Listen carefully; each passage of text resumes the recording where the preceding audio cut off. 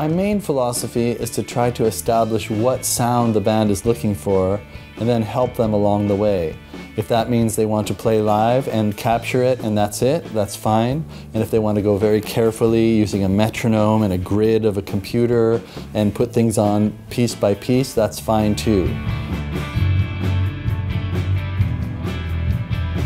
In this case, we wanted to do a combination of both. We wanted to have as many people playing live as possible to get that energy and interplay, and then add more things to make layers and textures and orchestrations.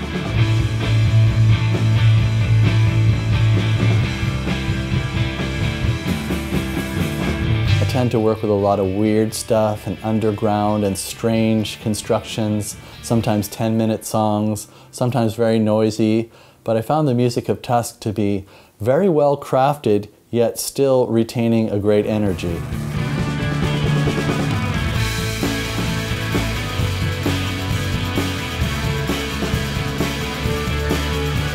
I really enjoyed recording the accordion because I don't think I've ever recorded one in a band, and I thought, oh, this could really be cheesy. I don't really like accordions, I think, but then when I heard how you put it into the songs, it sounded almost like a drone and a sitar, and it really complemented the guitars, and I think it's a special aspect because it's a unique feature of Tusq. Very good.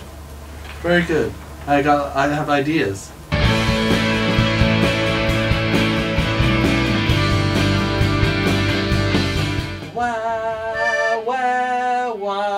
Those ones.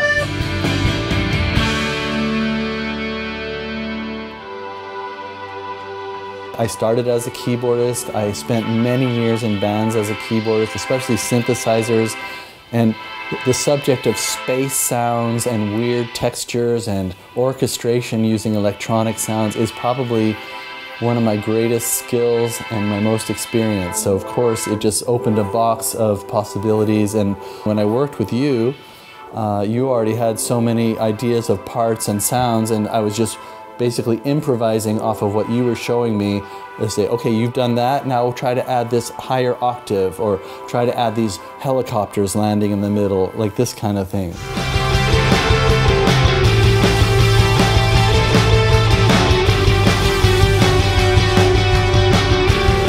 I had a great surprise in recording with Timo because I had seen the rehearsals and I thought, wow, what he's doing is fabulous.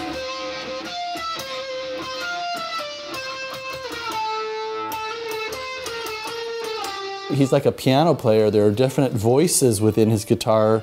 Even within one track, there's a melody and chords and harmonies all going at the same time.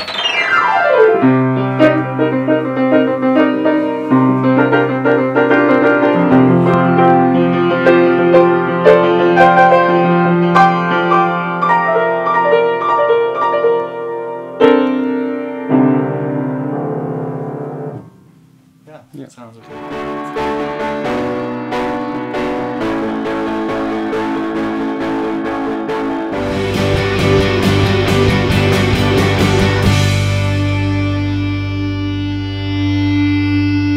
The vocals was a very big gray area when I first started working with the band, because I didn't know really what it's supposed to sound like, because I knew I didn't want anything really over aggressive or distorted or punky, and yet at the same time it couldn't be too matter of fact. We are dead, dead wrong, divided into nations, cannot get off the hook.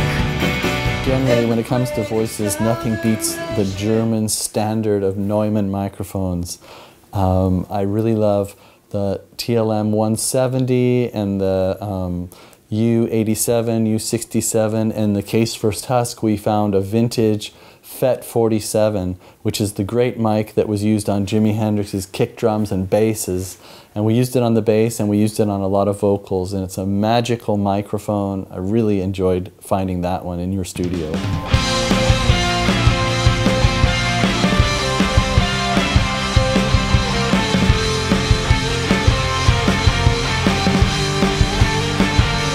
Yeah. Super.